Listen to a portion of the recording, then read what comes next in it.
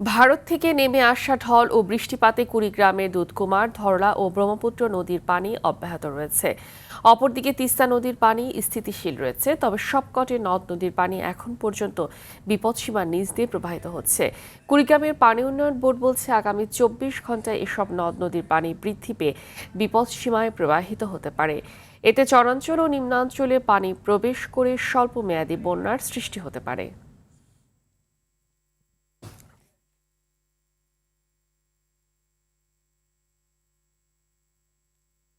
দর্শক, এই বিষয়ে আরো জানাতে কুড়িগ্রামের ভুরুঙ্গামারী থেকে সরাসরি যুক্ত আছেন সহকর্মী আব্দুল কুদ্দুস চঞ্চল। চঞ্চল, পানি বৃদ্ধি নিয়ে সর্বশেষ কি তথ্য আছে আপনার কাছে, জানাবেন।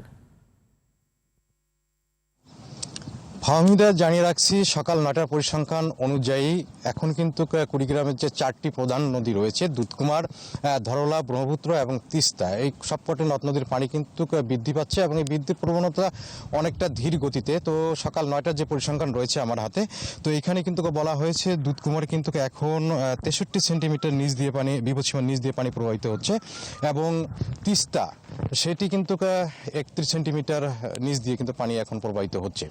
তো সব মিলিয়ে বলা যায় যে শুধুমাত্র নদীর পানি বৃদ্ধি পাচ্ছে, এই পানি কিন্তু এখন পর্যন্ত বিপদসীমার উপরে যায়নি, ফলে যে বন্যার যে প্রবণতা সেটা কিন্তু এখন পর্যন্ত লক্ষ্য করা যায়নি। তবে নদী পাড়ের যে নিচু এলাকাগুলো রয়েছে সেই নিচু এলাকাগুলো কিন্তু প্লাবিত হয়েছে। এই শুধুমাত্র ক্ষেত খামার, অনেক কৃষির জমি কিন্তু ইতিমধ্যে পানি উঠতে শুরু করেছে, বিশেষ করে পাট, বাদাম এবং অন্যান্য যে ফসল রয়েছে ভুট্টা, তিল, এইগুলোর ক্ষেতে কিন্তু পানি প্রবেশ করছে। তবে কিন্তু একেবারে যে ডুবে যাওয়া সেটি কিন্তু যায়নি। পানি উন্নয়ন বোর্ড যেটি বলছেন যে বৃষ্টিপাত যদি হয় এবং আগামীকাল পর্যন্ত এই পানি বৃদ্ধি অব্যাহত থাকবে এবং 24 ঘন্টা পর কিন্তু বিপদসীমা অতিক্রম করার সম্ভাবনা রয়েছে, বিশেষ করে দুধকুমার এবং তিস্তা নদীর পানি।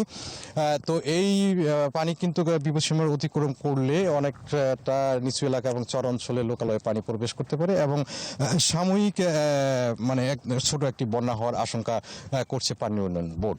তবে এই বন্যায় অতটা ক্ষতি হওয়ার সম্ভাবনা নেই, কারণ লোকালয়ে প্রবেশ করে যে বাড়িঘর ডুবিয়ে দিবে এরকমটা কিন্তু সতর্কবার্তা নেই। তবে পানি উন্নয়ন বোর্ড যে সতর্কতা দিয়েছে সেটি হচ্ছে চরাঞ্চল এবং নিম্ন অঞ্চল প্লাবিত হওয়ার সম্ভাবনা রয়েছে যদি বৃষ্টি থাকে। তো এই ছিল আমার কাছে কুড়িগ্রামের নদ নদীর পানি বৃদ্ধি নিয়ে সর্বশেষ খবরাখবর। হামিদা।